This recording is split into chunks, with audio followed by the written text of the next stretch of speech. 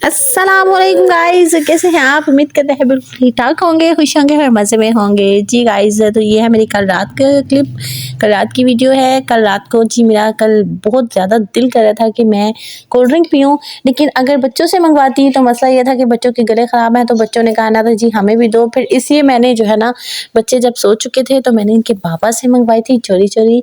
और अब जब बच्चे ये देखेंगे तो उनकी मेरे साथ लड़ाई हो जानी है और फिर बच्चों ने खूब रोना है।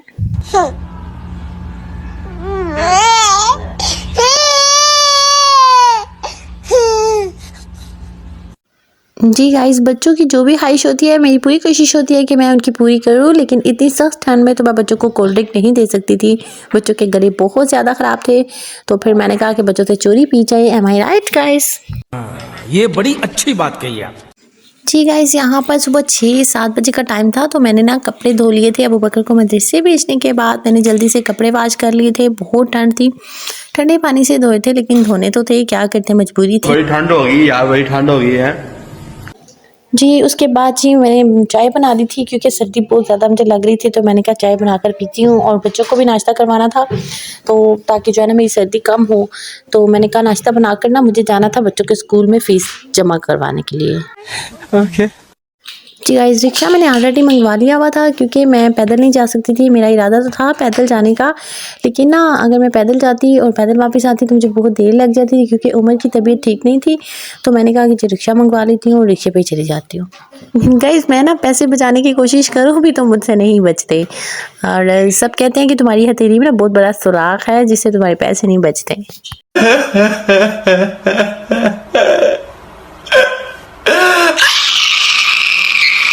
यार, घर के कामों के साथ साथ ना बाहर का कोई काम करना पड़े ना तो बड़ा मुश्किल होता है हैंडल करना। तो मैं इसलिए कहती हूँ जल्दी जल्दी अबू बकर बड़ा हो जाए तो फिर मैं उसको बाइक ले दूँ, वो जल्दी जल्दी जो है ना मेरी हेल्प किया करे, क्योंकि उनके बाबा के पास बिल्कुल टाइम नहीं होता, तो वो जो है ना कोई काम नहीं कर सकते बाहर का।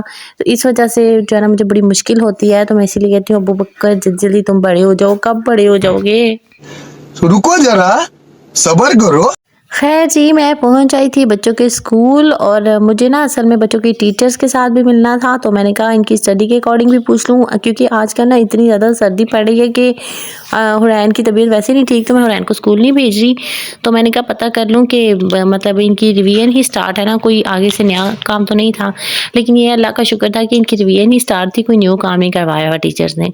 तो मैंने कहा चलो ये अच्छी बात है कि अगर बच्चियाँ छुट्टी करती भी हैं तो मैं बच्चों को घर में अच्छी तैयारी करवा सकती हूँ। जिसे को ना बहुत गुड हो गया। जी गाइस, फीस मैंने सबमिट करवा ली थी और ईमान की टीचर से भी मुलाकात हो गई थी। उसके बाद जी मैंने घर की वापसी ली।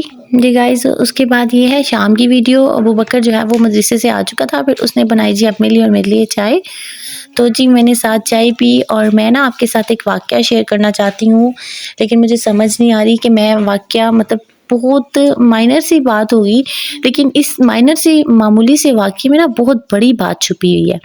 मतलब मुझे समझ में नहीं आता कि मैं ये वाक़या आप लोगों के साथ शेयर कैसे करूँ। शायद आप लोगों को लगे कि मैं अपनी बड़ाई बयान करना चाह रही हूँ या फिर कुछ भी। अल्लाह ताला माफ़ करे।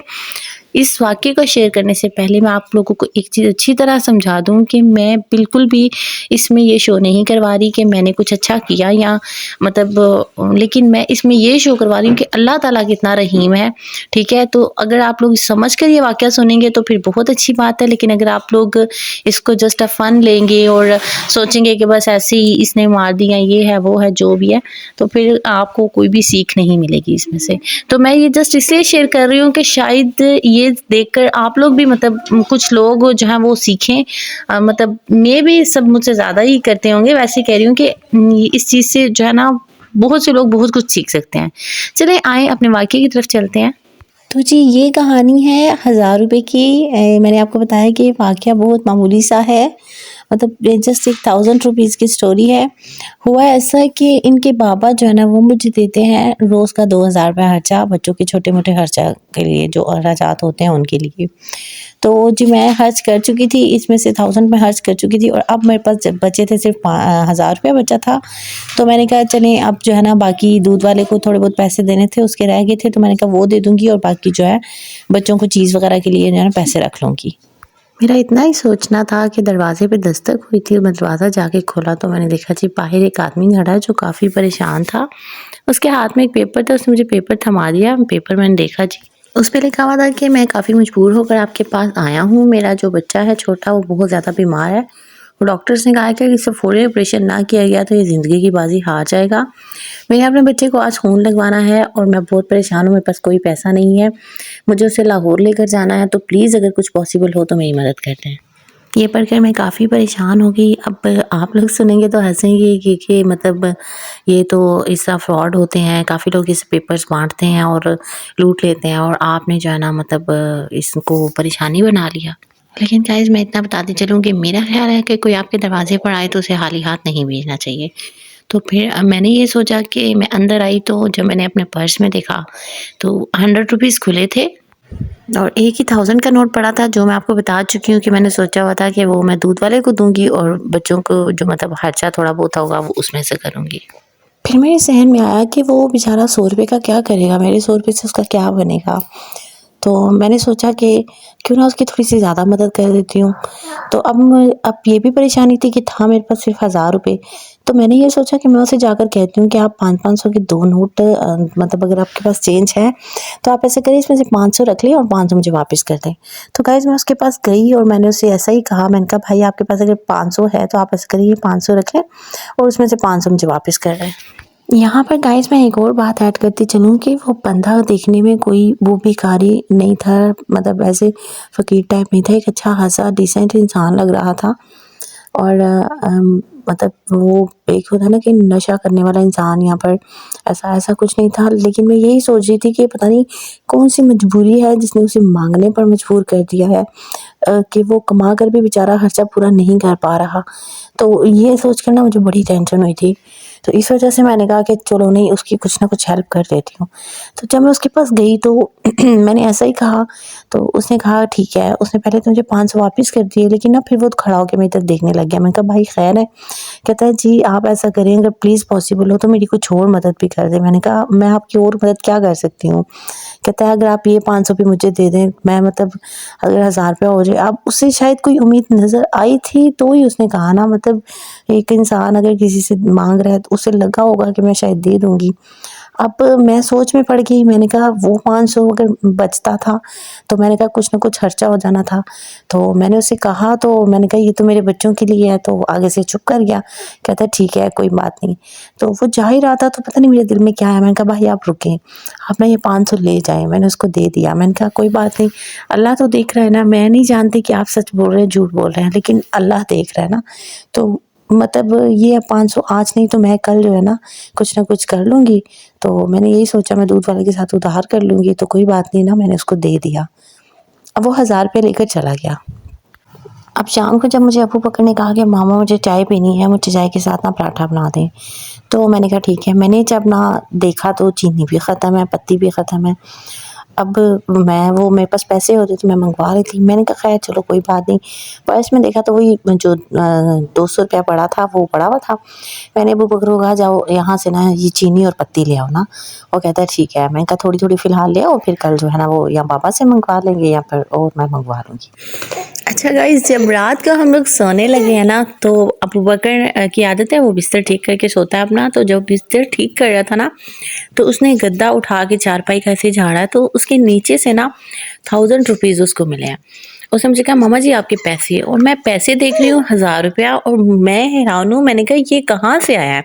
इवन मैं जब बच्चों की फ़ीस जमा करवाने गई हूँ तो मैं घर से सारे पैसे ले गई थी, इधर उधर से देख के हर जगह से, कहीं पर भी नहीं थे। और तो मैं हैरान थी और मैं सोच रही थी कि ये पैसे मैंने कब रखे हैं और किस टाइम रखे हैं। तो मतलब उसी वक्त मेरी आंखों से आंसू आ गए और मैं मतलब इतनी हैरान हूँ कि अल्लाह ताला इतना रहीम है कि मैंने उस बंदे को वो 1000 रुपया दिया और ऐसे कैसे मेरे हाथ में वापस आ गया है। मैं नहीं रखे होंगे, लेकिन कब किस वक़्त मुझे कुछ याद नहीं है। और वो वैसे के वैसे ही पैसे, यकीन करें मुझे याद नहीं आ रहा कि मैंने क्या पैसे जो हैं वो कब वहाँ पर रखे थे, और दोबारा मेरे हाथ में आ गए। और एक और बड़ा खर्चा मेरे सर पर था कि ना मेरा चार्जर ख़राब हो गया। देखिए इसकी पिन ख़राब हो गई है। तो अब मुझे ये टेंशन थी, मैंने कहा अब नया चार्जर जो है वो आना है। 5-6-700 का जेन्युइन चार्जर जो है वो अच्छा मिलता है, 700-800 का भी मिल जाता है। तो मुझे ये टेंशन थी, मैंने कहा पता नहीं कितने का मिलेगा। तो ऐसे ही अबू बकर ने ना रात को मोबाइल्स के ना कुछ डिब्बे हमारे घर में पड़े होते हैं, तो उसने ना ऐसे ही वो खेल रहा था उन डिब्बों के साथ, तो उसने डिब्बा खोला तो उसमें बिल्कुल न्यू जेन्युइन चार्जर पड़ा हुआ था। और उसने कहा कि ये मम्मा ये देखें ये चार्जर आपके मोबाइल को लगेगा, और वो मैंने लगाया तो लग गया। मतलब ये देखिए अल्लाह ने मेरा वहाँ से भी खर्चा बचा लिया। तो ये दो तरफ से जो है ना मैं इतनी खुश हुई कि ये पॉसिबल हुआ कैसे है। आपका तो नहीं पता, पर मुझे 110% यही लगता है कि अल्लाह ताला ने ही मतलब ये मुझे इस चीज़ का सिला दिया है जो मैंने किसी की हेल्प की है। मुझे मतलब अपनी अच्छाई की बात नहीं करी, अल्लाह कितना रहमान और रहीम है, मैं अल्लाह ताला की बात कर रही हूँ कि ये अल्लाह ताला ने मतलब मुझे जितना मैंने दिया उससे डबल मुझे वापस किया है। तो ऐसा ही होता है कि आप हमेशा जितना किसी का करोगे अल्लाह ताला का वादा है कि अल्लाह ताला उससे डबल वापस करेगा। तो सवाल ये पैदा होता है कि क्या आज के दौर में हमें ऐसे किसी इंसान पे एतबार करके उसकी हेल्प करनी चाहिए? तो क्या ये इसी चीज़ का सिला था? जी हाँ, बिल्कुल करनी चाहिए हम लोगों को, क्योंकि इंसान भले बदले हों, उनकी आदतें भले बदली हों, लेकिन नियतें और उन अमाल का बदला नहीं बदलता।